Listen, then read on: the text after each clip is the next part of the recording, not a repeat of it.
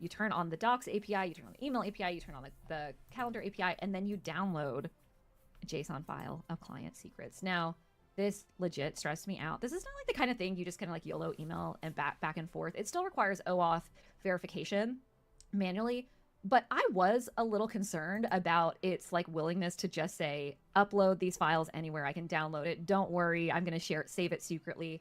And you know, if you're not a software engineer or you haven't been trained on best practices in terms of security principles, you would probably just like follow these instructions. And you'll see this along my chat, I really questioned this along the way.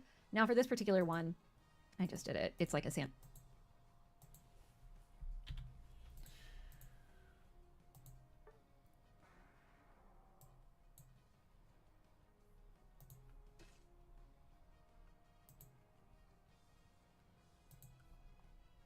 You've heard of ClaudeBot, you've heard of Claude Code, you hear that people are unleashing crazy productivity gains, but you don't know how. In this episode, I'm going to show you a bunch of different use cases, 10 plus use cases for how to use ClaudeBot and how to use AI to be a way more productive person in your personal life and also in your business life. I brought in one of the craziest tinkerers on the planet to come on, and he is at the forefront for using ClaudeBot for just pushing it to the extreme. And I just asked him, hey, can you come on the podcast and just show us how you're using it so other people could copy you? And he's got just the craziest setup. He even has, one setup where he DMs Kevin from the office, David Goggins. He's got this crazy setup where these agents are helping him run his day-to-day life and his wildly successful businesses. And it was just a treat to have him come on and see how he's pushing the edges.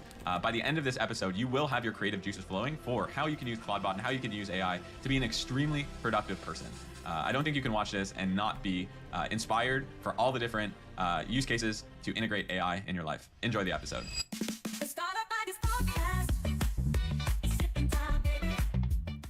Kits is a guy I've been following on the internet for a while. He seems like out of control, but he's got, in a good way, he's one of my favorite followers when it comes to vibe coding. Kits, by the end of this episode, what are people tactically going to take away from it? First of all, they're going to get severe ADHD. If you have it, welcome. If you don't have it, you're going to get it. What you're going to get is like a info dump and brain dump of like a gazillion productivity tips. We can try to stay on topic. That never works with me. That's why with Greg, we didn't plan any agenda. We didn't plan a title. We don't know what the title is going to be. We're going to talk about productivity, ClaudeBot, personal AI assistance, self-hosting, building a life OS, and a trillion other things. Dude, you're firing me up. Yeah, let's go. And let's go. Maybe we can start screen sharing. So you've intrigued me on this idea around personal OS. I'm curious how you're using ClaudeBot. Teach us. Yeah, We want the kid's brain. Yeah. I have a bunch of tabs here. I didn't prepare a bunch of notes. I have like a one note with things. My ClaudeBot is heavily personalized, and I have like tons of personal data right now. The last few days have been a roller coaster, so we won't be able to interact with it, but we can go through all the things that I've done with it, going from the tweets that I have here. So how I'm using ClaudeBot right now, I'm just moving to a new workspace. I'm using Discord, basically. And as you can see here, I have like a one Discord called Kite, and I have a one Discord called Zikit. Zikit is just like a flip on my name, which is supposed to be the company Discord. So what I have in ClaudeBot is like, first of all, there's like one gateway. So when you run ClaudeBot, it's like everyone else running ClaudeBot. I don't run multiple ClaudeBots. I have it running on my Mac Studio, and there's like one gateway that then to that gateway, you can interface with Telegram, iMessage, WhatsApp, your phone. I'm making a Meta Glasses app right now to be able to connect through the Meta Glasses. And I'm in Telegram, I made a couple of bots with different personas. I think this is crucial. So you can see in my Discord here I have Guilfoyle. So Guilfoyle is a character from Silicon Valley for people that don't know, and his skills and his abilities within my ClaudeBot are to be professional, to be an engineer, and he's equipped with all the skills to be an engineer, like React Native, Vercel, Coolify, managing SSH, GitHub, whatever. He doesn't need to know about my Home Assistant, doesn't need to know about my groceries and the other stuff. Then in my personal Telegram, I have a couple of personas that I made. I think I have them somewhere in the open tweets, and every persona is equipped with a different style of talking, different avatar, different name, and different skills. These are my personas. This is a group called Arkham Asylum. This is where I keep all my bots. David Goggins, my fitness coach, he talks like David Goggins. He like swears, says all the things, trained on his personality, cares only about, they all care about my life OS, but about specific parts. We have Kevin, which is my accountant. I would say not a very good accountant because he's kind of dumb sometimes. Dr. Cox, who cares about my health and stuff. So all the health stuff, I don't have a screenshot of that, but I took all of my blood results and made like a UI for browsing my blood data and seeing what goes up, what goes down. And Dr. Cox is in charge of like only medical stuff. This is kind of gimmicky, but it's a nice separation because if you talk to only one bot all the time about everything, sometimes you cannot separate things out. So you can just create multiple, give them fun personalities from TV shows, movies, whatever. And like Darlene is, for example, our home manager. So me and my wife and Darlene are in the family group, and she will manage our entire home, groceries, ordering stuff, shopping list, whatever it is. So if someone sees this and is like, I want to do something similar to this, could you give people just a little bit of how they can set up their own Kevin Malone, their own David Goggins within ClaudeBot? I would, for everyone who's been asking me stuff, like my answer is like, just ask your bot, because that's the coolest thing, right? Like I didn't know how to make these personas. I asked on Discord, I asked on Twitter, I'm like, fuck it, I'll ask the bot. And the bot guides you through, even clicks through the browser and helps you to do these. The answer is, this is like one ClaudeBot gateway. It just serves multiple personas. Perfect. So the cool thing about using Discord compared to Telegram, WhatsApp, Slack, and whatever is you can group things into sections. So here, as you can see, like I have nicely organized sections for everything. And within those sections, you can have channels. Within the channels, you can have help topics. So as you can see here, if I go to customer threads, there's nothing now because I'm moving from my old Discord. But the idea is there is a customers channel here where I would talk to Guilfoyle or whoever about the customer support, and they scrape my mail and they scrape or fetch it from API, my DMs. And anytime they find something related to my product, they would open a new post here and be like, hey, a customer is having like a billing issue. We select the billing issue, blah, blah, blah. They would put the post here, and then a sub agent will immediately start processing that customer. But I only go into the phone if I care about individual customers. Most of the time, I talk into the customers channel about customers in general. So I'll tell my bot, and I've already done this. So hey, find every customer who, what the hell is that? Find every customer who had an issue with license activation and do this and that. So it's gonna spawn all the threads. You can see the thinking process. What is it doing for every customer? But I control it from one main thread. And I just see the comment that someone's gonna say right now, like, why is this better than just using Claude Code or another tool? Like, why is it better to have this setup over any other setup? I'm honestly, this last few days have been very tiring on Twitter.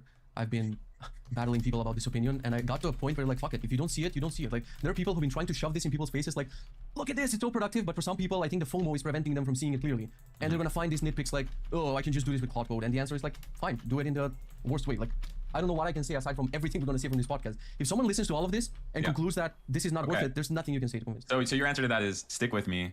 I'm gonna keep going, and I'm gonna show you why this is an extremely productive and optimized way to run your life and run your business. Yeah.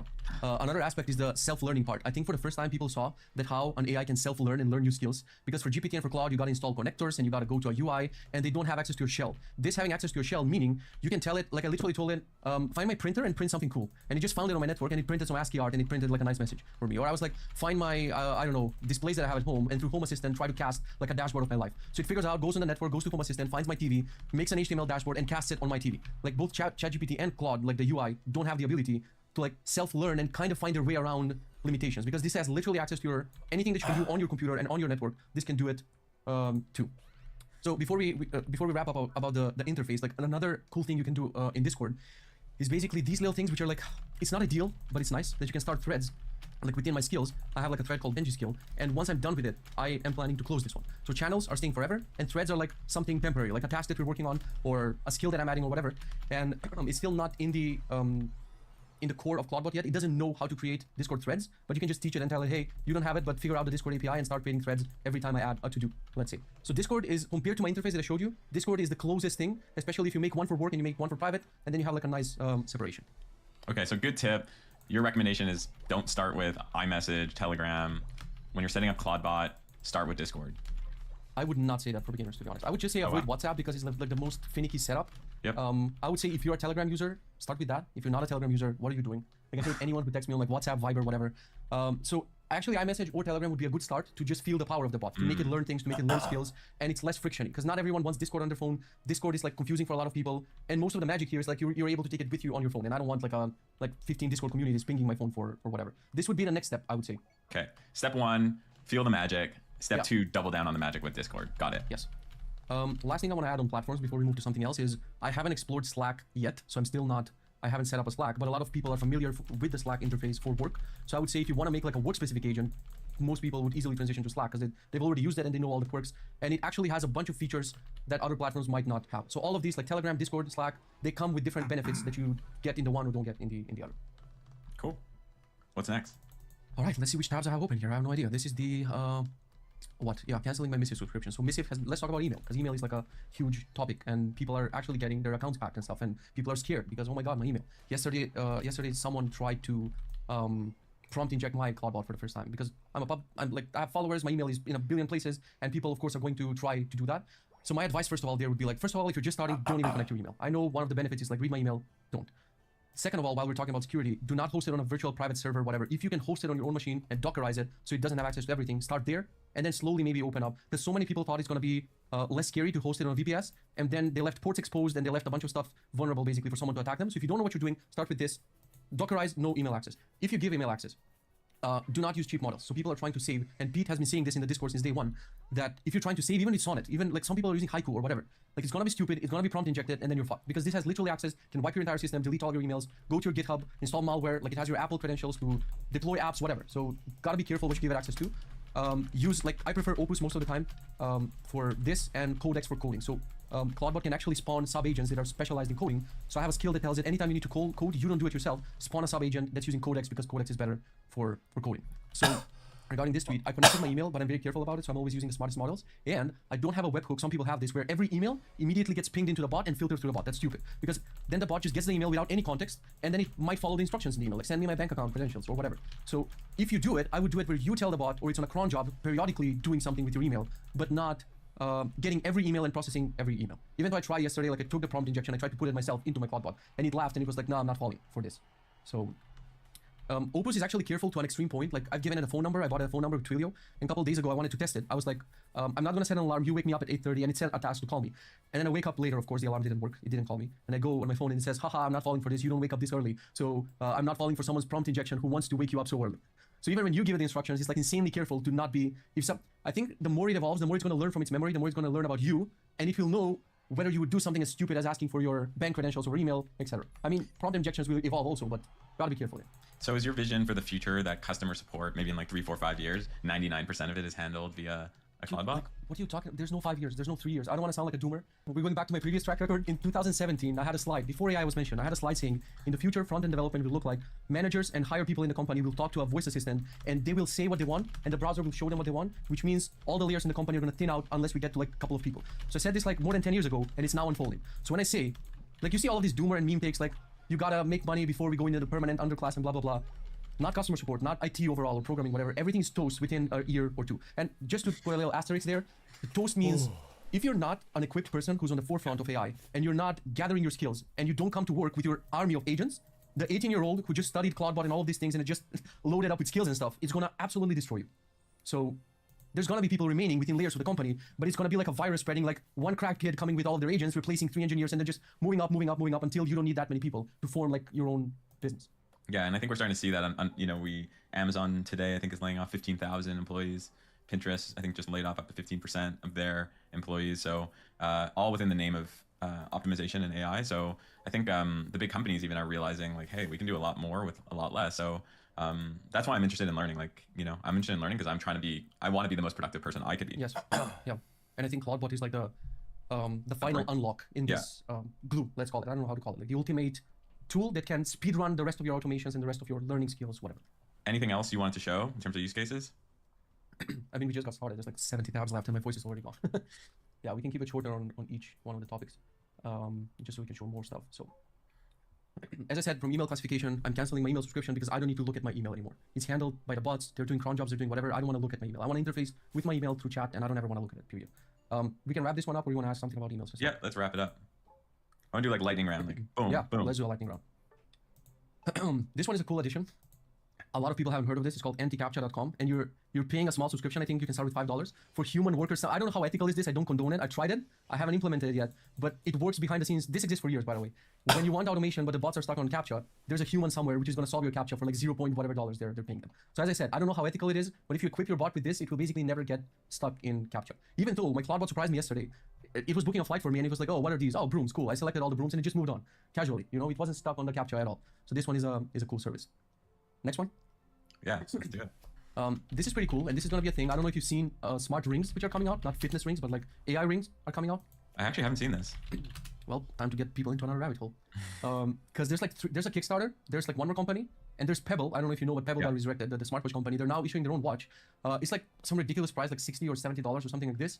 The only problem is like the battery's not rechargeable, and it's gonna die in like 5 years or whatever. But probably all of us will. So that's like it has a cool button on it, and I think this paired with the Meta glasses or this paired with your AirPods and whatever is the missing interface to like super hyper productivity. Because as you can see in the picture, he's intentionally wearing it on this finger, which you have access to all the time.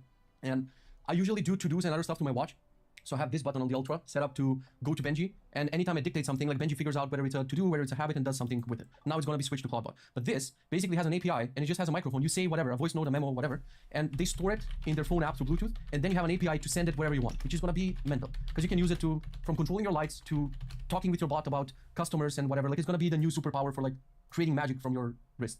So a couple of months until it arrives, and then we're going to see what's going on. And then we'll review it on the channel. Yeah, absolutely. This is super cool. Next up. This is cool. And this was self-taught. This was one of the other skills that CloudBot learned. To make like you cannot cast HTML dashboard to Google Home without a lot of hacks and stuff, but it figured out a workaround. It made the page, screenshotted it as an image, and just casted the actual image on it. So now anytime it needs to grab my attention or whatever, it can actually cast to one of my devices at home. And on the right, I don't know if you know this device, it's called Terminal, TRM, whatever, they have like a short name or something. TRMNL. Yeah, it's like an e-ink device. It's completely programmable. So of course, CloudBot just asked for my API token. I gave it, and now anytime it can display things from my LifeOS, from my automations, it can grab my attention, it can paint pictures, it can do whatever. So this is like where I see this heading, like where I want to head with my smart home, which is not so smart right now, is I'm adding small presence sensors in all of my rooms, which detect the Apple Watch, and basically the Apple Watch knows in which room you are at any given time, and it's instant. Like it can even know the difference whether I'm sitting on my desk or whether I'm close to where the sensor is. And what I'm planning, because Home Assistant has access to all of this info, anytime I talk to CloudBot, it's going to get a small prompt injected with my GPS location, like whether I'm home or away, and my room. So when I'm in a room and I say something to my Ring or whatever, it will know the context. He's at home in the room. I know what he's asking me to do. Which all of these voice assistants are completely useless when it comes to that. They're just like set a timer or whatever. Right. Pretty dumb. Yeah. Yeah. So where all of this is going is like I see the home becoming part of the smartness, like TVs lighting up, dashboards catching your attention because you're late to a meeting, so your TV lights up with a red image blinking. Like CloudBot can run all of that, but until now we didn't have the glue, like how to make that work. So what you're saying basically is this whole, smart home concept hasn't actually been that smart. No. Basically just been devices connected to the internet and relying on humans to actually pull the levers to do things. What you're saying is basically we're entering an era where the true smart home will exist. Absolutely. And the glue is going to be devices like the Pebble Ring or whatever, or competitors. Yeah. And CloudBot and products like CloudBot. There's going to be a huge split between consumer AI and tinkerers. That's why I formed the Tinkerer Club. I hope we're going to link it somewhere or something where people can find it out. Like these tinkerers, they want to glue together a Pebble Watch with their self-hosted Home Assistant, cast it on their dashboard with their weird headphones and CLI, whatever. And there's going to be most of consumers who are just going to keep iterating and using GPT, whatever GPT is going to throw at them. Like GPT will eventually classify your email, and Claude will eventually do your, like, whatever, they connect to Apple Health and whatever. But I think these days with CloudBot, tinkerers saw this opportunity, like, fuck it, I want to run my own AI. I'm going to spend 10, 20,000 euros at home, buy beefy graphics cards, whatever it's needed to run local AI. I'm going to own my assistant, I'm going to own my data, and I don't want to rely on the cloud or outages or nerfing the models or whatever. So there's going to be a giant split, and this will never hit the mainstream to a point where my mom is using CloudBot with her Pebble Ring, Totally. Let's do 4 more. 4 more. Let's see what else we have.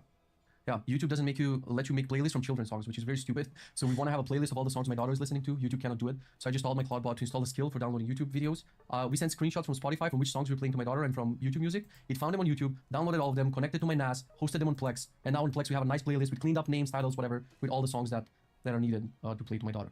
So that one is pretty cool. Here we showcase like you can connect to your NAS, you can connect to your Home Assistant, you can connect to anything and just interface through chat. More.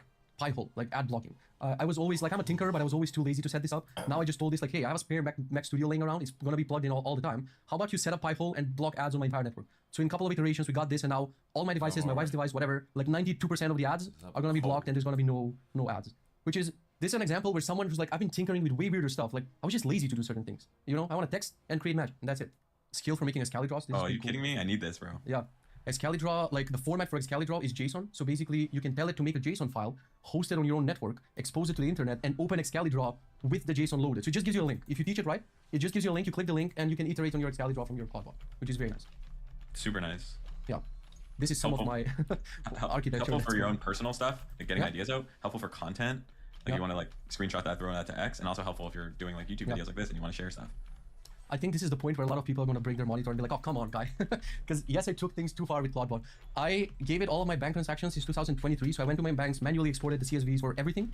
And I was like, what cool things can I do with all of my banking data? So first of all, I did the classic, find my subscriptions, biggest cost, blah, blah, blah. But then I'm like, I'm spending a lot on the dentist. Can you like find all my emails from the dentist and find all my bank transactions from the dentist and make me like a visual in my LifeOS, like from which tooth are we working on next? What have I paid for? Where do I have implants? And match the prices. So it did this crazy UI, not on the first try. And now I can see what's upcoming next. If I ever go to a dentist in another country, I can just open my LifeOS and be like, oh, this is what I have done. Because it pulls from all of my data. This is absolutely insane.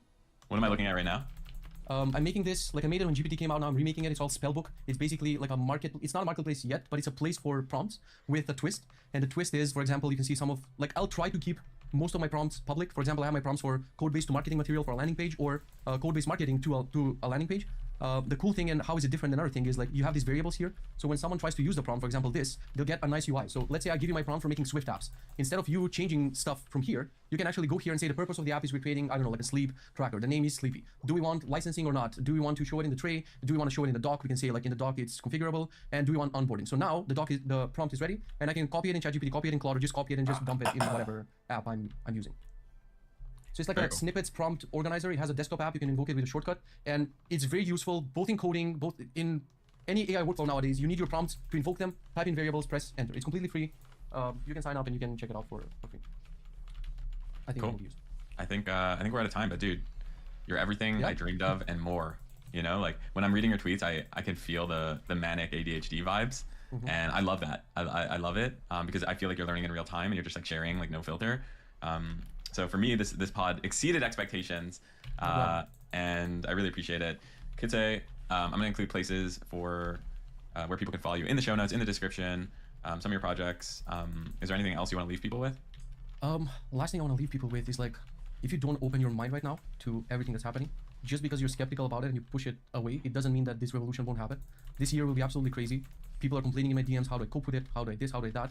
The only way is to embrace it, to embrace the speed, and know that LLMs won't be uninvented. We're never gonna go back. The bubble is not gonna pop. It's only gonna go faster and faster. And listen to Greg's podcast, like educate yourself. The more skilled you are, the bigger the chances you're gonna be employed, make money, and whatever. You can cut it out if you want, but we made this Tinkerer Club, which is like for ADHD people like me. It already filled with a couple hundred people. There's too much noise everywhere. Like Twitter is too noisy, the Claudebot Discord is too noisy. I wanted one tight community where we discuss all of these things. So if you ever want to join that, you can. Maybe we can even give some discount code through your podcast or whatever. And my DMs are open. If you ever need like help or questions about anything, you can also ask me there. 100%, and I totally recommend following you. We'll you. include the link to Tinkerers Club for people interested in the description. And if you want more content like this in your feed, go ahead and like, comment, and subscribe. And I'll keep sharing interesting people, bring them on the pod if you keep enjoying it. So thanks again, Kitze, for coming onto the podcast, for being a legend, for tinkering like there's no tomorrow, and for sharing a lot of sauce. Thank you so much. Thank you for having me. I appreciate it.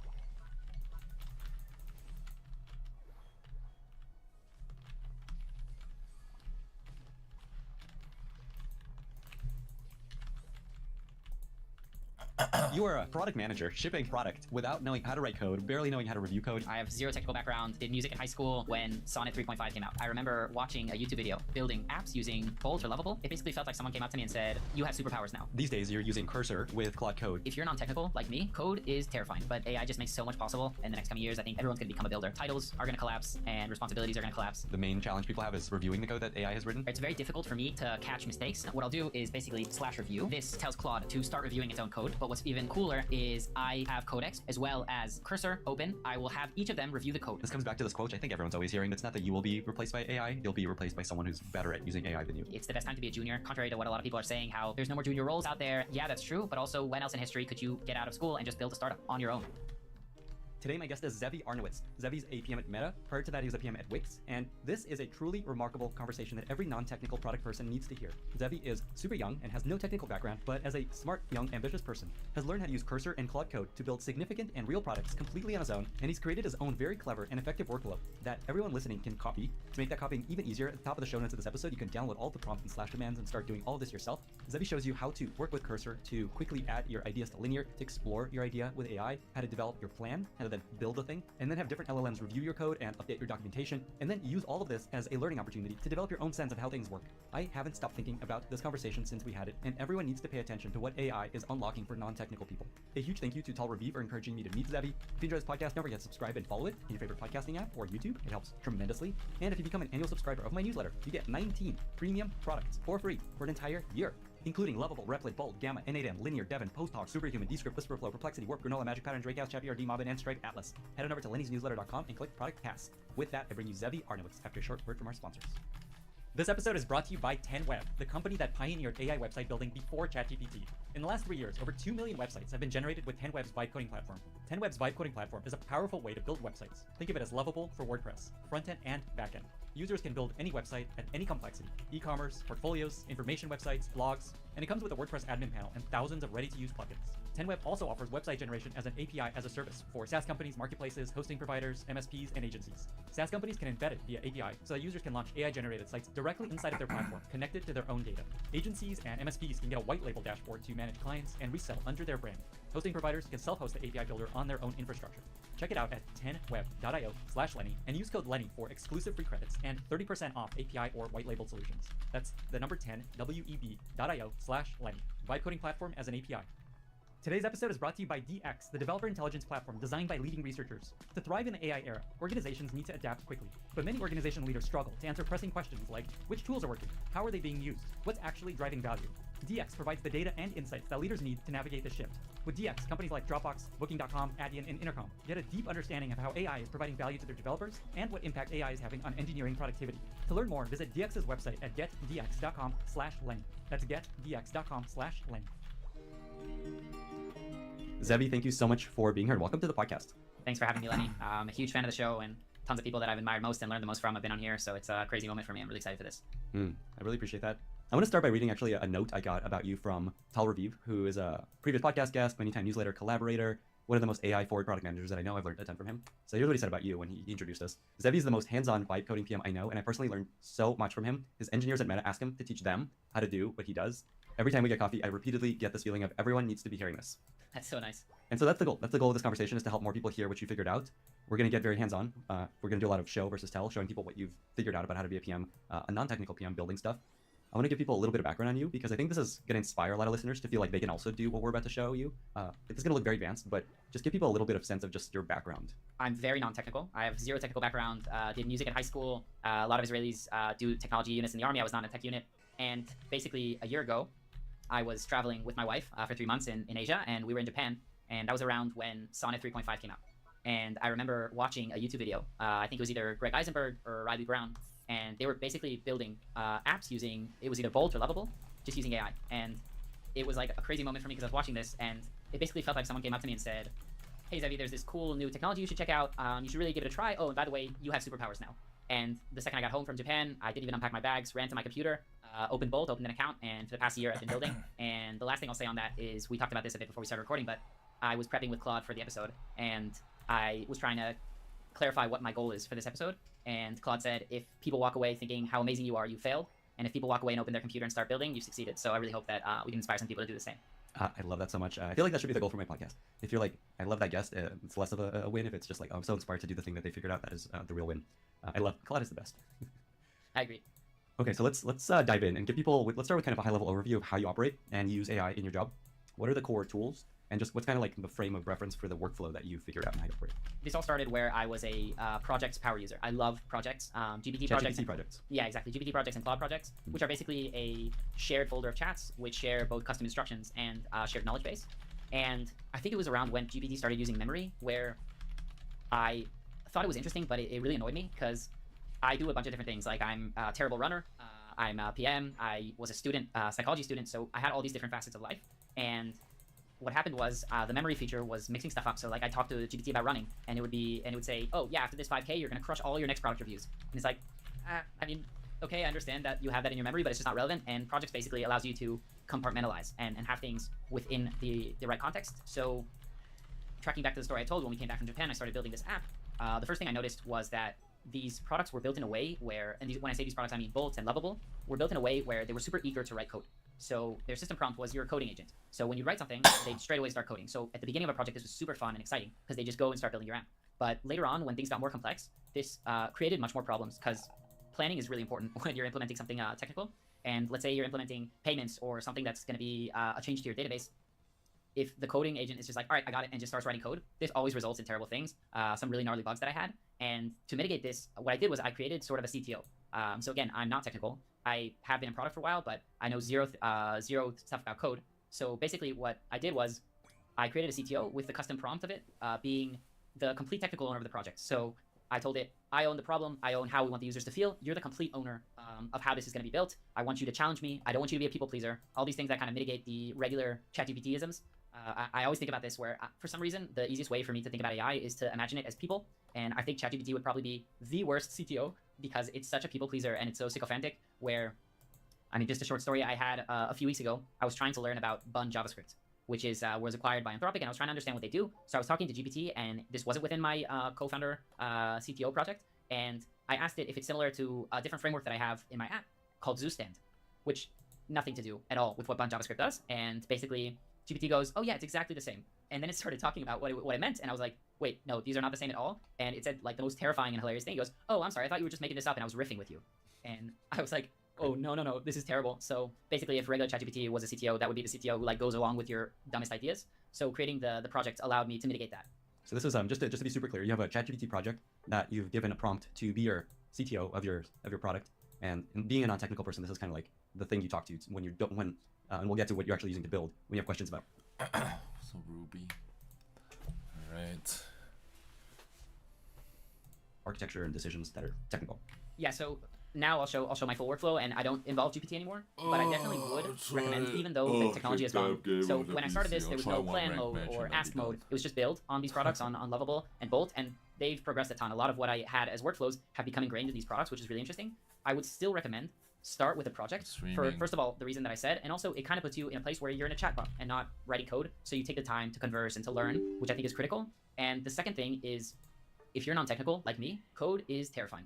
It's the scariest thing in the world to look at, and I look at it as kind of like exposure therapy. I think if you see this where I'm working like in Claude or in Cursor, you might be excited to start using those, but I would really recommend starting slow with a GPT project. Beautiful UI, super simple, then maybe graduate to like a Bolt or a Lovable, and then go to Cursor in light mode, slowly, gradually ease in until you like open a terminal, go full dark mode, go full dev. So I would really recommend doing this gradually. That is awesome advice. And so just to be clear, these days you're using Cursor with Claude Code powering it. And what I love about that is that you've never written code. The way you put it, you're afraid of even looking at code. You have to do exposure therapy. And I love that Cursor is useful to you. And what you're telling us is that graduating from a ChatGPT project that is kind of your technical co-founder kind of taught you enough to feel more comfortable going straight to Cursor. You said that you actually went to Bolt or Lovable kind of an interim, and then you went to just straight to Cursor. What's the reason to just go straight to Cursor? Is it just because Cursor can do everything, and once you get the hang of it, it's actually the most powerful tool? Yeah, I think I graduated from each tool when I kind of outgrew it. So Bolt was awesome until I was trying to connect payments to my app. I kind of started losing it, and then I graduated to Cursor, and I've actually fallen in love with Claude. So I'm using Claude Code, but that also runs within Cursor, and I think this is Tal who told me this. I'm not sure who he's quoting, but code is just words at the end of the day. So it's just files on your computer. So basically,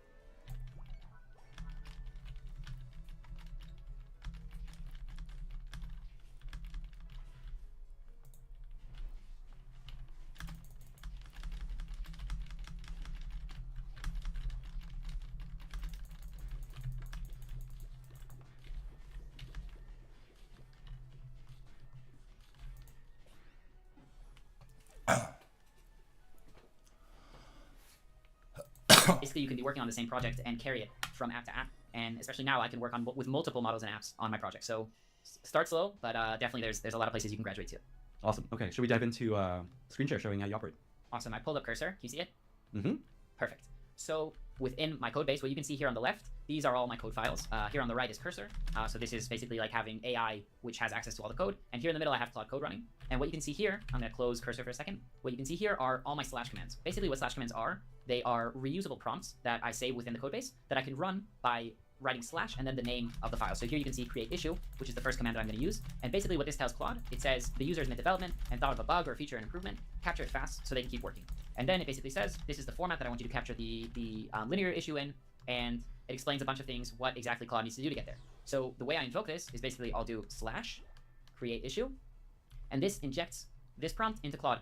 So it says, I'm ready to help you to capture this issue, what's on your mind? So basically when I'll do this is if I'm working on a big project and I suddenly come across a bug or have an idea that I don't want to work on right now, but I want to work on later, I'll do this really quick, and Claude's main goal is to quickly capture what I'm thinking about. So quickly to run through my full workflow. So basically it starts with creating an issue. So this is the create issue slash command, which basically tells Claude that I'm mid-development and it should quickly capture what I'm thinking about and create an issue within linear. Then later on, when I want to pick this up, I have the exploration phase. Exploration phase is basically telling Claude, we're going to only explore what we want to solve here. It could either pull from linear or I can just speak freely to it. And what it will do is it will analyze and understand the issue and just ask clarifying questions. The next phase, after we've finished exploration phase, is we're going to create a plan.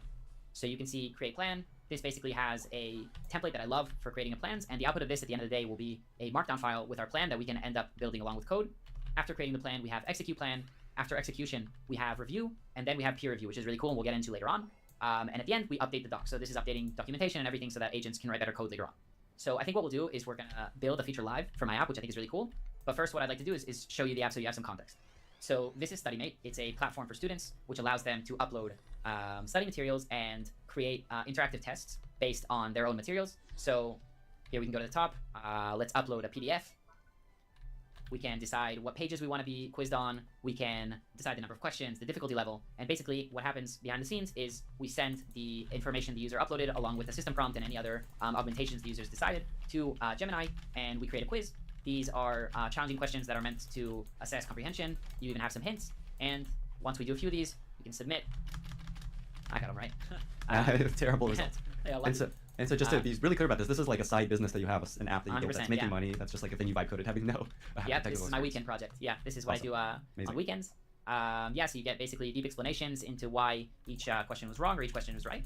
And at the moment, StudyMate only has multiple choice questions. And I was doing some competitor research over the last weekend, and I saw competitors who had true or false questions and also fill in the blank questions, which I loved. So I think that'd be really cool if we could build that live. I love it. Crossing your fingers this all work. I just want to highlight the stuff you shared right before this in Cursor. So this is a huge deal what you described here. This is essentially what you've figured out is a way as a person has no idea how to write any code, how to build a product in Cursor as a product manager using this series of slash commands that you've concocted that you're going to be sharing with listeners. They can download all these and just use them directly. They don't have to figure out all these prompts that you've figured out. Yeah, 100%. Basically what happened was I formulated the backbone of this with the CTO, and it was basically within the system prompt of the CTO project that I had within GPT. So it said step 1, we do this, step 2, we do this. And now I'll keep building, and if I see something that happens over and over again, I'll just create a slash command, and then it will be automated within the workflow. Amazing. So just to summarize the slash command. So one is create an issue in linear, which I love. Linear is awesome. Shout out. That's Linear. also from the product From the product pass. Oh my god, what value. Okay, so step 1 is create the issue in linear. So it's a command. So this prompt slash command you've created, just create issue. Then it's explore, which is explore the idea, help me ideate on what this could be. And this is Claude helping you think through the feature and product. Then it's actually create the plan. And so it's like the AI helping you build the plan to build the product. Then it's actually execute, which is just build thing. Yeah. And then there's this review, peer review step, which is awesome that you'll share. And then there's update documentation based on this new feature that we're adding. Sweet. Yeah, cool. So let's go ahead and start building. So I'm going to use Whisperflow to dictate. And basically this starts with slash create issue. So this basically sends that prompt. And I love this because I usually do this during when I'm building something else. So basically it tells Claude that I'm mid building something and I don't have a lot of time to waste time on this. So just ask them brief questions so that you have enough to capture within linear. So I want to add fill in the blank questions to StudyMate. I want this to be 30% of tests to be generated as fill in the blank questions. I want there to be 6 potential answers for 2 blank spots. And of course, there's only going to be 2 correct answers. So 1 correct answer and 2 incorrect answers for each spot. And I want the interface to be drag and drop. So that's just basically a quick think of how I want this to work. So it's going to ask me a few questions. Quizzes are 100% multiple choice. Question structure, single sentence matched with 2 blanks. and priority. So 1 and 2 are correct. And this is not high priority. It's a nice to have feature. So now basically what Claude is going to do is it's going to use MCP, which is basically technology that was created by Anthropic, which gives AI the ability to use tools. So this is connected to my linear. So what it's going to do now is it's going to use everything we've said and create an issue within linear. And by the way, as this is loading, I just love the way you describe this, especially doing voice mode. It's like exactly how you talk to an engineer, describing a feature. Here's what I want, and then ask you questions. Here's the clarification. Yeah, so at first, when I was doing this with the CTO, I would do it with ChatGPT voice mode, and that was crazy. That was like literally felt like ideating with a person. It would push back, ask questions, and maybe one day, you know, the coding tools will get there too. But that was exactly, it really felt like sitting with my CTO. Great, so created STU88. So if we open up linear now, we should be able to see, let's see where, STU88, there it is. Fill in the blank questions with drag and drop interface. So it has a TLDR, it has the current state, it did a little bit of research on the code base, I think, expected outcomes, some context. So yeah, so this is basically ready for me to pick up when I'm interested in building. So now, let's say a few days go by, I finish the current project I'm working on, I can pick it up. So when I pick it up, I do /exploration phase, which is what we said. And then instead of pressing enter, I'll press tab, and I'll show you this. So basically, exploration phase, what it does is it will take an argument. This is basically a placeholder within the prompt, which allows me to enter something that is extra context for the AI. So I can say here, linear STU88, which is referencing the ticket. And now what it's going to do is it's going to fetch the linear ticket. And what's the idea? What's the goal of the exploration phase? This is kind of idea on the idea? Is that the Exactly. idea? Okay. So it's both for the CTO to deeply understand the problem that we're trying to solve, and also understand the current state of the code base, what files need to be affected, and how is the best way to implement this technically. And usually what happens is right now Claude's just basically reading a bunch of files, understanding the basic structure of the code, and then it's going to come back with a bunch of clarifying questions as that will decide how we end up implementing this. So it's like, it feels like it's talking to your engineering manager. Exactly. 100%. This is how I think about it. And you said that your CTO, so you used to use ChatGPT prompt to have a CTO in there. Now the CTO is living inside here in Cursor. Yeah, because of the way the tools have developed, and they become so good at both exploration and code execution. So now it's just a kind of a habit that I call it a CTO, but it's basically all in one. The same agent will both do the exploration and write the plan and end up executing the code. Got it. So basically it's Claude Code. Is there like a prompt you gave it to act like that? To act like the right kind of CTO? Yeah, so within the Claude ND, which is basically the system prompt that's loaded within Claude's context in every conversation, I have some basic stuff like, this is our workflow, this is how we work. Within exploration phase, I want you to challenge my thinking, all kinds of stuff like that. That Awesome. can be loaded, yeah, within the Claude ND file. Cool. One last question before we move on here, just because I'm thinking about it as this happens. The linear issue that you generated, how often is it actually great and ready? How often do you have to edit it? What's like the quality of the linear ticket that it generates? Because, you know, a lot of people are like probably wondering just like, oh, these terrible linear issues are being created by AI. Are they actually any good? It's completely different because I'm a company of one. So a lot of the context is within here, and there's no need for me to like talk to other teams and understand. It's basically very accessible, and also I can easily see when Claude understood something wrong. I don't want to say that I would create linear issues at work like this, but definitely if you're building your own side project, it's they're pretty quality, and also it just kicks off the when I want to start working on it. It's not, I wouldn't say it's ready to be built. It's ready to start being explored. Got it. So it's just the beginning of an idea. Actually, let's come back after we go through this flow. How you would approach this if you were at, say, Meta or another, maybe a smaller company. How this workflow might work at a larger company that isn't just your own startup. Yeah, interesting. Let's come back to that. Cool. All right, so this is Claude coming back. I have a comprehensive understanding of the code base. I thoroughly analyzed StudyMate Live code base and understand the current system, feature request, and key areas that it's identified. Usually I'd spend a lot of time going over this because this is super, super important, but just for the sake of development right now, we're going to rush through this. Now, Claude basically comes back after it's gone through the code base and understood the way it currently works. It's basically telling me what the current understanding is. So it's talking about how the app is set up at the moment, how the data is structured, what it understood from the feature request, and what it has identified as key areas. And then it asks me some questions. So it's asking about the scope, it's asking about the data model, the UX UI of the feature, how it should be validated, how it should be graded, what changes need to be happened to the AI system prompt, and all kinds of questions about the app. I've prepared answers to all these questions beforehand because I don't think we all want to sit through this. So I'm just going to paste that in and we'll see what Claude says. Awesome. I love it. And I love just scanning those questions it was asking. It's like such smart, sophisticated, important questions instead of just, cool, here I go, I'm going to build it.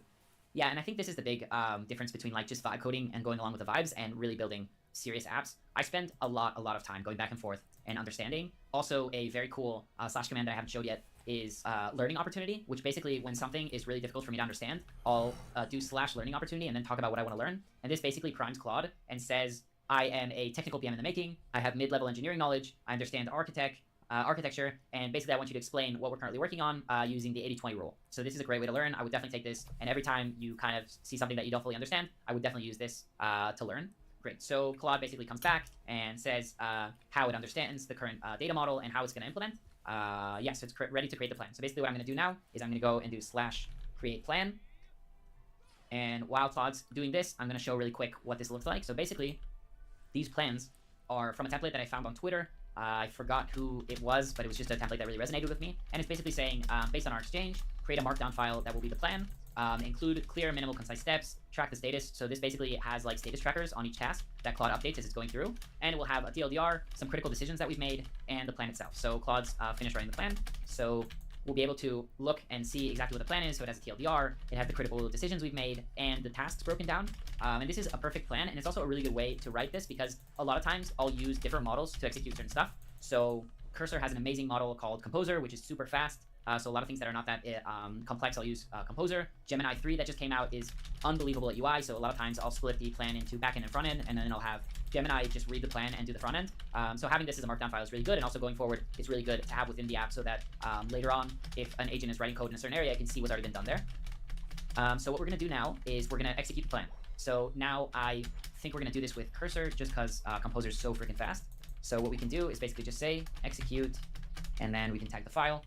And Composer is ridiculously fast, so that's it. It's off. It basically understands what the plan is, and it's going to go ahead and start writing the code. Let me ask you a question while this is happening. And Awesome. I have many questions, so this is a good time to ask a few of them.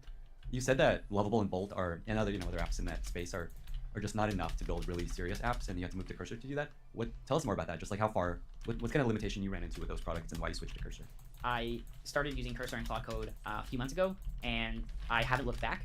But at that time, these teams have been moving like crazy. So I don't want to say I wouldn't trust them. I don't know what the current state is. But for me, it was basically the issue of I felt that Bolt was being very opinionated on how I should do things. And I felt like my knowledge has gotten to a point where I can graduate and be more in control. By the way, I think that the main difference between all these tools is basically the harness. So the models are all the same models. I'll run Claude within Cursor, I'll run it within Claude Code, and it's also the models that Claude is also the model that is underlying Bolt and Lovable. But basically, Bolt and Lovable will add a bunch of levels in the middle that will take all kind of guesswork and hard decisions out for the user. So the user doesn't have to make these hard decisions. So it's also very easy to build, but the flip side of that is that you have less control. And basically Claude Code is just taking Claude and shoving it straight in your code system and giving it full tools and to do whatever it wants. But also with that comes a lot of decisions that you need to make. So I don't know if you can't build really amazing production apps using Bolt or Lovable now, but I think basically if you want the most cutting edge abilities of the models and you want to be able to make all the decisions on your own, it's probably best to be on one of these tools. What I'm feeling and hearing is the planning work that you did. That's the stuff that Lovable, Bolt, and would you put Replit in that bucket too? Yeah, for sure. Lovable, Okay. Bolt, Replit, Base 44. V0. Yeah, V0, all same bucket. So essentially, they're doing that planning for you, and as you said, they're very opinionated. They're trying to make it easy. So it's just like, here's how to do it. We're not gonna here's the way we think is best for people. And what you're saying is, once you're trying to get more serious about it or want to go in a different direction, you don't have the power to change how they plan. So Cursor lets you do that. Yeah, I don't want this to come out like I'm bad-mouthing them. Base 44, No, let's say. absolutely. Yeah, Base 44 does an amazing job at basically taking all the complex guesswork out of building product and just allows you to just, go with the vibes and build. But it will do sign in with Google for you, and it will do a database. But then you don't have decisions on what database am I using. Do I need sign in with Google this way or another way? It will just do it out of the box. So that's basically the trade-off there. Awesome. Shout out Mayor, the founder of Base. Yeah, 44 Mael on the Shlomo. podcast. Yeah. Love Yeah, the guy. yeah. He's amazing. Okay. I just love how this is like the way you're like flinging with the word slinging models like Gemini 3 for front end. Like I love that you've never written any code and you're just like, cool, use Gemini for this and Claude for this, and I'm just working on Cursor, talking to this CTO helping you build stuff and build like significant product. Yeah, I mean, we just live in the craziest of times where basically the world changes once a week, it feels like, and there is just no boundaries. You can use all of these just on your like regular MacBook or regular laptop, and I have these moments. I call them time machine moments, which is basically this week, for instance, I was prepping for the podcast using Claude with a project. I was fully localizing StudyMate from Hebrew to English, which I did in 2 days, which would probably take a dev team weeks. And I was building a personal site, which went from no domain, no nothing to live on a domain within an hour and a half. And I was doing all three of these in parallel. And there was a point where basically all three of the agents were running, so I didn't have anything to do. I just had to let them think.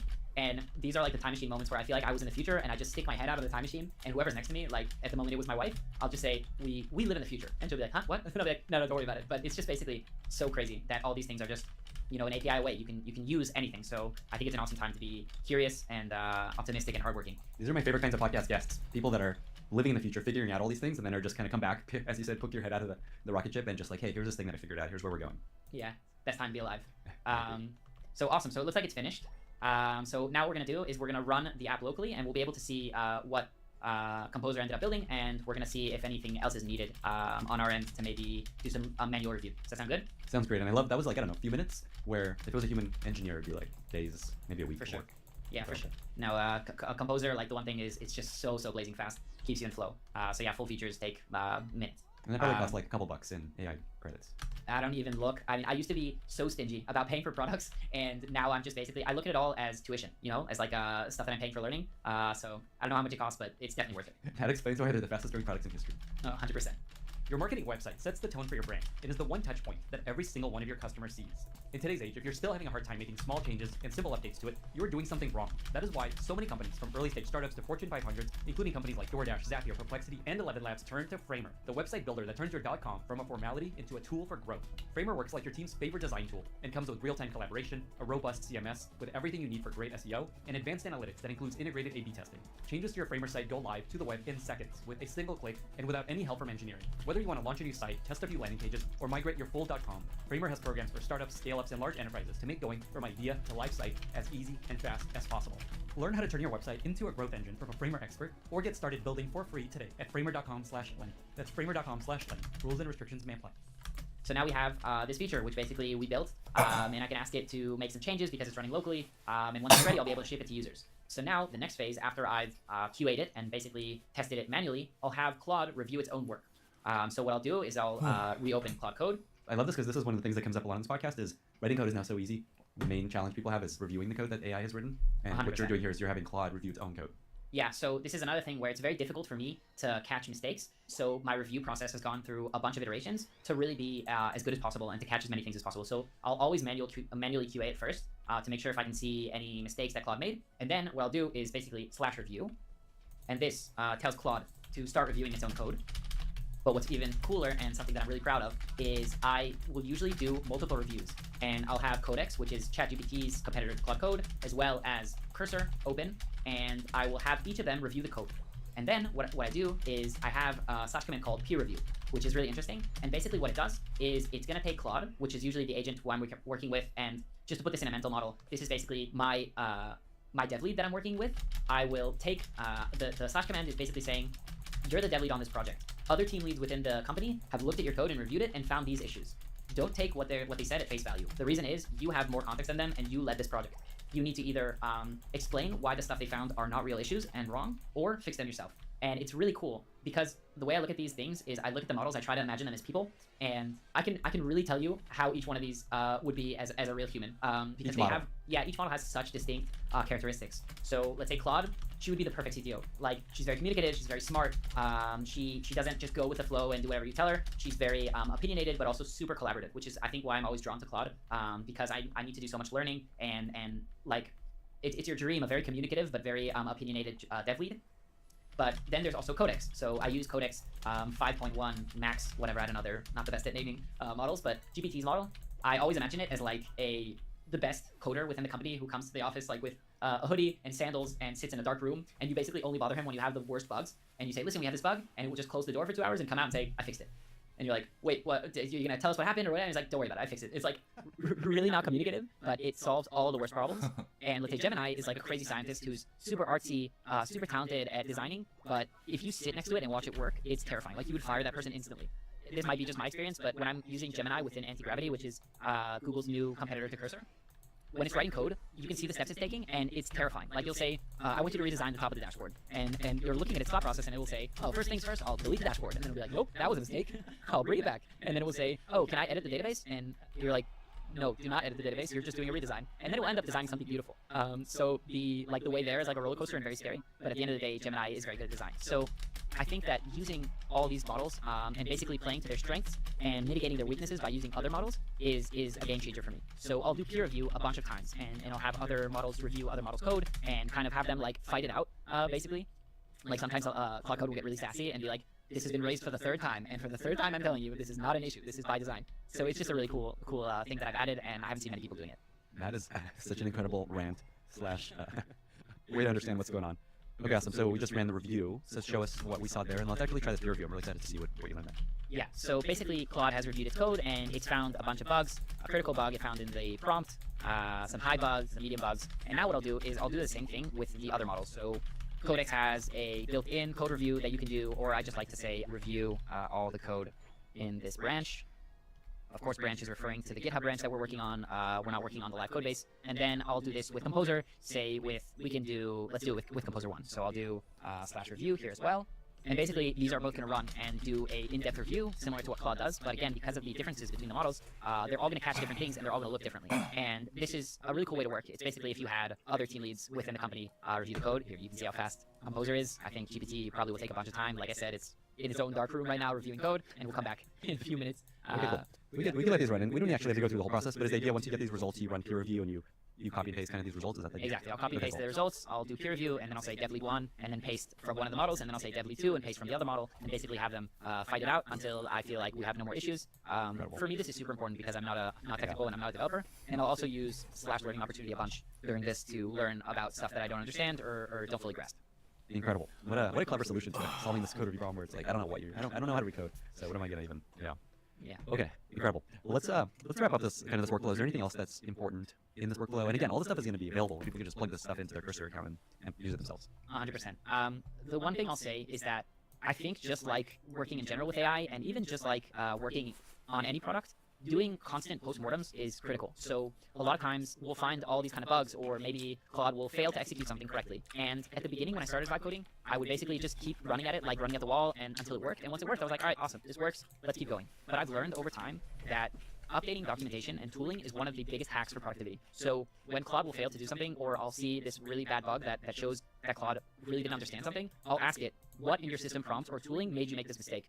And Claude will kind of like go introspective and think of what made it to create that mistake. And then I'll say, okay, great, let's update your tooling and documentation so that this mistake never occurs again. And I do this every time I'm either building an internal tool or anything. And I think this is just like working, if you end up doing a bunch of mistakes and then end up releasing the feature to users, so you're like, all right, it's a big success. But going back, and even when you succeeded, looking and understanding what you did and what you could have done better is critical. And also using AI, this is probably one of the biggest unlocks. Going back to your prompts, understanding what was not good enough, iterating on them, and then seeing how AI's responses get better. I think that's probably one of the most important things, and one of the things that divides between people who are like okay with using AI and the people who actually know how to use it. That is such good advice. So what I'm hearing is, when the models do something dumb, make a mistake, you ask it to reflect on what the mistake it made was, and then you update the /command prompts with that knowledge, so that in the future it's not making that same mistake. And it just keeps getting better. These things just keep getting smarter and smarter, so you're building up this really incredible prompt that just gets better and better. Exactly. Not always the /commands. It will sometimes update different documentation or its tooling, but basically it's understanding what the root cause of the mistake that the AI made and fixing it. Awesome. So it's not, so like the models are getting smarter, and then there's also the other parts of your workflow can get smarter as you find flaws in the way it does that. 100%. Yeah. Amazing. Okay. Is there anything else there before I move in a couple other directions? I think that's it. I think we covered pretty much everything. Basically, just to wrap this up, what I do is I do a bunch of code review and then update the documentation so that everything is documented. So the next time I try to build a feature in this area, there won't be any mistakes. And then I'll do a bunch of testing. I'll do some user testing as well before I release this to general availability. Obviously, we're not going to release this. This was just a show. But hopefully, maybe by the time the podcast comes out, I'll have done this correctly and release the feature. It's incredible that this was not possible. Like, I don't know, 2 years ago, maybe a year ago. Like, you were a product manager shipping a product without knowing how to write code, barely knowing how to review code. You said you're afraid of looking at code. As a product manager, you're building a product in Cursor using all of these different AI models. You're making money with this product. This is like, we're so used to this now, but it's insane what is now possible. It's the best time to be alive, 100%. I think that I understand the fear, but AI just makes so much possible. Just a quick side note here, my brother, who I'm building one of the apps with, is an entrepreneur. He has a beautiful business that helps old people and seniors understand to use technology and AI better. And he's basically doing the same kind of learning as me, and he's replaced all of the tools he was paying for. I think he was paying for Zapier and Airtable, and he's basically built like a full-fledged CRM system and automation system for his business completely alone. So, I mean, for the people who are curious, optimistic, hardworking, this is the best time to be a builder. And what I love about this conversation we're having here is it feels like the biggest barrier for a lot of people is like, how do I get started? What exactly do I do? I open up Cursor, it looks very intimidating. I don't know how to write code. I don't know how to build stuff. I don't know about databases. And so you're going to be sharing all these /commands and basically this whole workflow with the audience. Yeah. Okay. And like I said, just start in GPT. Tell it what your idea is. Tell it to explain to you what are even the first steps of thinking. What are the decisions you need to make, and just be inquisitive. Learn. Don't rush things. It's very important to just dive in and really spend the time to learn. And you share this, one of your /commands is learning opportunity, and it's how you learn a lot of these things. Just like teach me this thing, how the database issue works. Exactly. Okay, there's a couple directions I want to make sure we touch on. One is coming back to a question I asked earlier about how this might work at a larger company. Say it's not like Meta, but just like, I don't know, 1,000-person company, 500 people. How much of this can you plug and play into a workflow as a PM at a larger company? What would be your advice for someone that may want to start trying to ship code, at least showing people what's possible? I think that first making your code base AI native is a really important step, and I think this needs to be done by technical people. So basically my code base has a ton of just plain text in it. So it will have a bunch of markdown files that explain to agents how to work in certain areas of the code base and high-level structure, so that the agents navigate through the code base easier. And I think that if this is set up in a really good way, I still don't think like PMs should be shipping heavy database chain migrations or any like big project, but you know, contained UI projects, especially if you just build it, create the PR, and send it to a dev to like do the final finishes. I think that's definitely something that's possible, and I think we're going to see that a lot in the next coming years. I think basically everyone's going to become a builder, so it should be really interesting. Okay, so your advice here is, as a PM, maybe don't go with the cursor, start building, shipping, trying to ship features to production, especially complicated features. Do you think we'll get there? Do you think like in a couple years, PMs will be doing this and it'll feel less scary and crazy? If there are PMs, yeah, I think titles are going to collapse and responsibilities are going to collapse, and everyone's just going to be building. I definitely think that the context window is getting bigger, the models are getting smarter, and I definitely see how PMs or any other background can be writing. At the moment, I wouldn't wait for that. I would use this as a collaborative learning opportunity to work with your dev team. It's going to be difficult. A lot of developers are very, very skeptic about the current state, and I think that it's going to be a lot of sales work on your end to convince. But if you're able to convince, and I think teams that are really sold on this and want to take the time to work on their workflow about how can our team become more AI native, I think that these teams are going to probably be a few years in the future, and they're going to look back at the few weeks they spent setting this up as the best time they spent. Let me ask you another question around just the job of a PM. One of the biggest fears people have with these AI tools for PMs, for every function I imagine, is just you start to rely on these things, your skills start to atrophy, you're producing all this slop that looks great, cool, amazing strategy document. No, it's actually not at all good. Or these linear tickets or just products that are like half-baked. What's your take on kind of these two parts of just like, how has this impacted your craft as a PM? Do you feel like this is weakening your skills because you're so reliant on these tools? And just how do you keep the quality of this stuff up and not just like, it's just a bunch of AI-generated slop?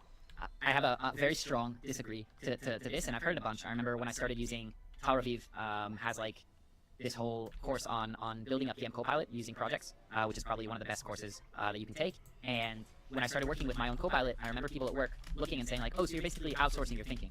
And to me, that's just the worst way to look at it. And I think for some reason, these people usually have a high correlation with the kind of person who doesn't like to show their presentation when it's only 10% done, or doesn't want to ask for help a lot. I think that there's a misconception with a lot of PMs that the job is always having the right answers and being the smartest person in the room. And at least how I was trained and how I believe the role of the PM is, it's the exact opposite. It's basically harnessing anything that can get us as quick as possible to delivering the right solution to users. And I just think this is like that really smart person that has context or your mentor or whatever, but is just always available and doesn't judge you and can really help you. So if you're using it to just create your outputs and then putting them out there, I mean, yeah, that's AI slop, but it's also human error. I think it's really important that you own your own outputs. If you put anything out there or show something in a product review and you say, oh, sorry, that was built by AI, that's your mistake. I think if you use these intentionally and really take the time to understand how to use AI in the correct way, it's one of the biggest game changers that will make you much better as a PM. And another thing here is that, especially for more junior PMs, it allows you to play at such a higher level than you would normally. Like, I think that at Wix, I wasn't thinking of what's the marketing strategy of the company and how will the onboarding be completely revamped within the whole product. But I mean, on my side product, I can just do whatever decisions I want and think of the strategy and marketing and the messaging. And this is basically just getting me reps, which is one of the most important things at the beginning of your career. So I understand the fear that, how do you outsource certain stuff and you're not owning 100% of everything. But I think the upside is so much more valuable, and I think the only way that AI makes you worse at your job is if you're using it wrong. Is there anything that you learned about reducing the sloppiness of the output, just like a tip for keeping the quality high of the stuff that it produces? Similar to people setting up AI for success for the task at hand. So, like, if I just brought in, a junior to write a deck or something, and I didn't give it any guideline, I just said, give a strategy deck. He would probably just go online and find, top strategy deck and just reproduce that, which is basically what AI is doing. It's basically just fed all of the internet. So instead of that, guiding it and giving context on what your style of writing is and what you're trying to solve and all these different things, I think that's probably one of the biggest unlocks. So that's just a quick tip. And also, Cursor has a / command called eslop, which is basically going back over the code. I don't know if this is integrated into the product yet, but it's on Twitter. Their founders have been talking about this, so that's definitely something I would run after, just to make sure that no slop is left behind. That's so funny. Slop. Okay, one more question, which may lead to something else, but kind of going in a whole different direction. You used AI to help you actually interview for the job that you got at Meta. Talk about how you did that, because a lot of people right now are struggling to find a job, thinking about all these people using AI to help them interview. You actually did it. What did you use? What worked? I feel like the analogy here is I have 12 nieces and nephews, and you can see how people who have grown up in a different world, how their mind is formed differently. So if you ask me, how do you answer a phone? I'll do this. But a child now, when you say, how do you answer the phone? They'll do this. They'll do the iPhone answer. And I feel like people who are growing up now in their professional lives were the same, just with AI. So every time I'm faced with a new challenge or problem, I think AI first how to solve it. So Meta reached out and said they'd like me to interview. Straight away, I opened up a project within Claude. I started looking online for all the best information out there, things that I resonated with. I took a ton of frameworks and stuff from Ben Erez, who's written a guest post for you, who I think is one of the best minds out there right now. And basically, I created a project which was my coach, which I would come and consult what to do at each phase. I would mock interview with, and this was amazing. Also, I created a game in Base 44, which helped me. I was really struggling with segmentation within the product questions, so thinking of the correct segments. So I basically just created a quiz game, which creates questions and different segmentations, and I have to choose. So this was like I spun this up. This is a web app that I would play sometimes when I was on the bus to work. So basically, I think Ben talks about this a bunch, so I don't like just go read Ben's stuff, but just creating a project and feeding it with all the best information on the internet and then mocking a bunch. I will say that the biggest game changer for me was doing human mocks. So cold outreaching to people on LinkedIn and having them do actual mocks for me. I think that at the end of the day, especially for the meta PM prep, which is super competitive and difficult, I think there's no way to get around that. That is so cool to use that post. I wasn't aware. We're going to link to it, and in that post, Ben shares all these prompts you can feed ChatGPT to help you prepare for interviews, do mocks online. It's a really important point to say that those take you to a point, but it's actually better to use humans. I actually have a post coming out soon in collaboration with Noam Segal about how everyone's using AI to interview. And one of the most interesting ways I've heard people, and that we found in this research, was that people use it to get feedback. They record the interview, and then it gives them feedback. Here's where you could have done better. Here's what you missed. Because the feedback loop is so missing. No one ever tells you, here's what you did badly in this interview. No one tells you that. And AI can do that. So I'll add two things to that. One, which is exactly this. So I'll mock with AI. Also, I did something really cool where there's a question bank online, free by Lewis Lin, which basically is an always updating bank of questions that people are asked in real interviews. And I basically used Comet, which is the Perplexity's browser, and I had the agent run all kinds of analyses on like what the most asked questions are, and that's how I knew how to prioritize what questions I would mock. And then at the end of these mocks, I would tell Claude within the project, you're my coach, and I don't want you to make me feel good. I want you to make me as ready as possible for these interviews. So give me feedback, like you said.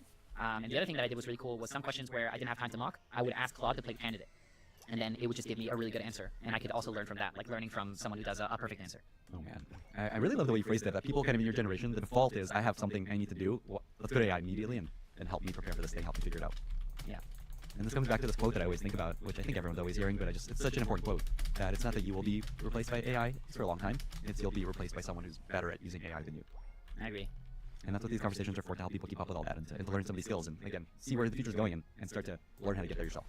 Okay, Zebi, before we get to a very exciting lightning round, I'm going to take us to a recurring segment on this podcast I call Failure Corner. And why I love this segment is people come on this, just even this conversation, it's like all these amazing things you figured out, everything's going so well. People rarely hear the things that don't go well, and those are often the most interesting and impactful stories. So the question is just what's a story of a time you failed in your career, and what did you learn from that experience? Yeah, I love this. I love Failure Corner. Big fan.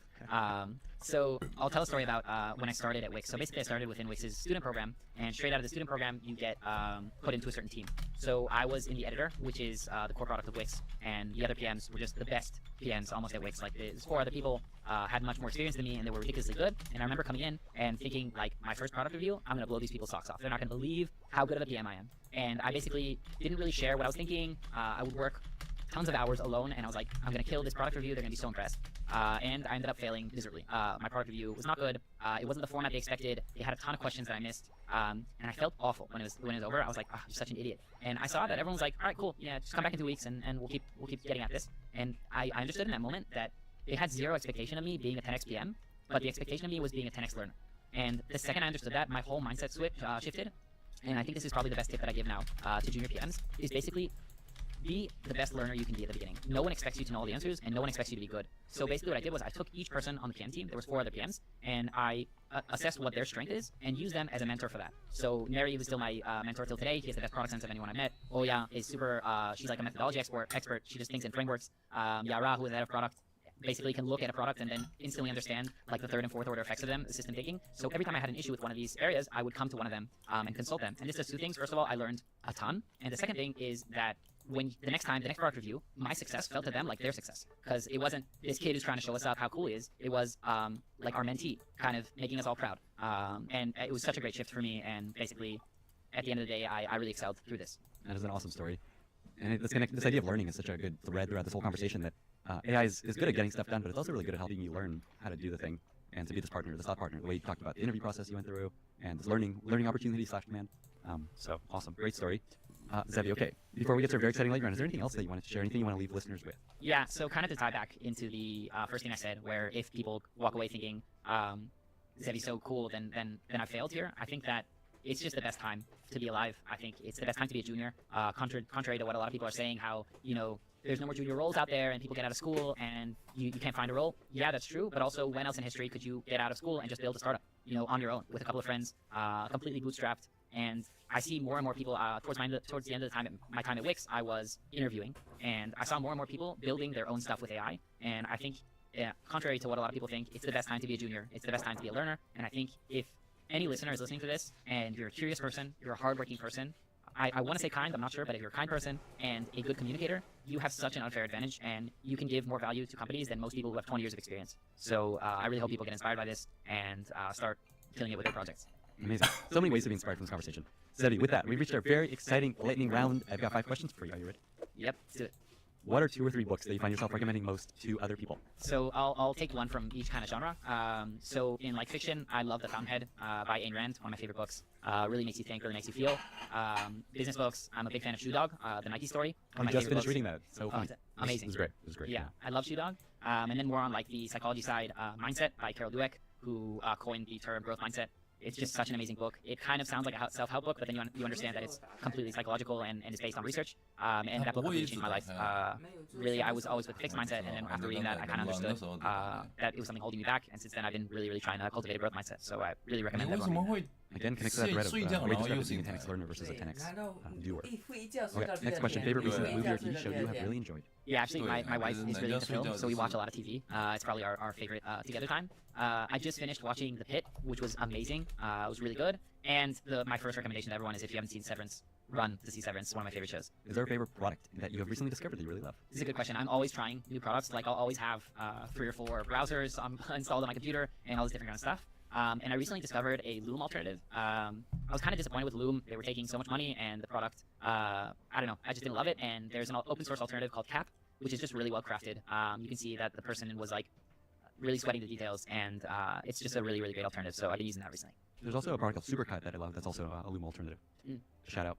Okay, 2 more questions. Do you have a favorite life motto that you find yourself coming back to in work or in life? Yeah, I'm kind of between 2 right now. One, which is like become a Twitter meme, basically, which is you can just do things. Like, that is basically going always in my head. Every time I do something, that I'm just shocked at the speed and ability to do things now. So you can just do things. And the second one I stole from my brother. His motto is, nobody knows what the fuck they're doing. And I just love that. And I think it kind of makes you take life more lightly. So yeah, nobody knows what the fuck they're doing. And I think people see these companies on the outside, and it feels like everything they've got all figured out. And if you're ever on the inside of a company that's doing really well, you're like, how is this staying on the rails? How is this still a thing that is working? It doesn't make any sense. It's all about to fall apart. Yeah. Okay, last question. You've had a long entrepreneurial thread throughout your career. There's a couple other real world businesses you've started in the past. You did a thermal clothing business and then like a hummus delivery thing. So maybe pick one of those and just tell the story of what that's about. Yeah, I'd love to. Really fun that you asked about this. So I'll tell the thermal clothing because I think it's really cool. So in high school, I was selling thermal clothes in 10th grade for one of my sister's friends or something. And basically, it was just packs of thermal clothing, shirt and pants. I grew up in Jerusalem, so it's a bit chillier there, so it was perfect for the weather. And in 10th grade, when I was selling them, they were like $20, $25 a piece, and I was making like $4 a sale. And if you look in the food chain, I was like 6th or 7th down the line. So this was like crazy margins. So during the summer, I thought about it like, I should just go straight to the importer. So throughout the summer, I called the importer, and at first he was really, really mad. He was like, no, you have to work for me for years to get to this state. And I said, listen, man, I'm finishing school soon. This is not going to be my career. Either do it or not. And we basically negotiated throughout the whole summer. And this was also like how I did things before ChatGPT. So he would like throw out something. He'd say, oh, the import tax has gone up. And I'll just search Google, like import tax Israel, and like start reading. And I'll be on the phone with him. And I'll be like, hey, I would just basically stall. And then I'd somehow come back with a challenge. And I ended up getting a really great price, like $12.50 a piece. So I was making like 100% profit. And I spread throughout a bunch of different schools. Each school I had the coolest people in school selling for me. And then a really fun thing that I did was we had a really awesome basketball team. And like our basketball team would basically be 30 points up within the first half.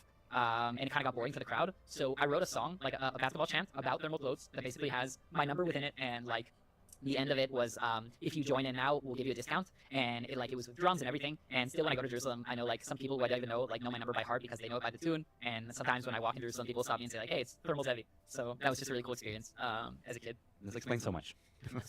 Just the marketing genius of that move. Oh man. Okay, Zevy, this was incredible. 2 final questions. Where can folks find you if they want to reach out, maybe follow up on some of the stuff? We'll link to the scripts and prompts and all that in the show notes, so you don't have to read that. And then, how can listeners be useful to you? Awesome. So I've been helped throughout my whole career a ton. So I love helping any way I can. So reach out on LinkedIn or on X. I really love to help whoever I can. how can listeners be useful to me? So if you're a student, try StudyMate, tell me what you think. If you're in Israel and you're not using dictation yet, try Decortex, tell me what you think. Amazing. I just love how much you're giving away and how useful it's going to be to so many people. So again, we'll link to that in the show notes. Zevi, you're awesome. Thank you so much for being here. Thank you so much for sharing so much. It's going to help, I think, a lot of people. And I think it's going to help people get over the hump on, okay, I see all these people doing cool stuff. Here's how I can actually do this stuff. So thank you so much for being here and for sharing so much. Thank you for having me. And if you build something cool with some stuff that I learned here, hit me up, send me. I'd love to see. Amazing. Zevi, thank you so much for being here. Thank you. Bye, everyone. Thank you so much for listening. If you found this valuable, you can subscribe to the show on Apple Podcasts, Spotify, or your favorite podcast app. Also, please consider giving us a rating or leaving a review, as that really helps other listeners find the podcast. You can find all past episodes or learn more about the show at lennyspodcast.com. See you in the next episode.